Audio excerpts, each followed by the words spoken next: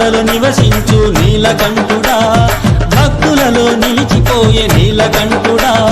పర్వతాలలో నివసించు నీలకంఠుడా, భక్తులలో నిలిచిపోయే నీలకంఠుడా. ఆడవయ్య శివతాండవు నీలకంఠుడా, భక్తులకు ముక్తి నొసగు నీలకంఠుడా. శంకరుడా శంకరుడా నీలకంఠుడా, వెండి కొండలో తిరిగే నీలకంఠుడా.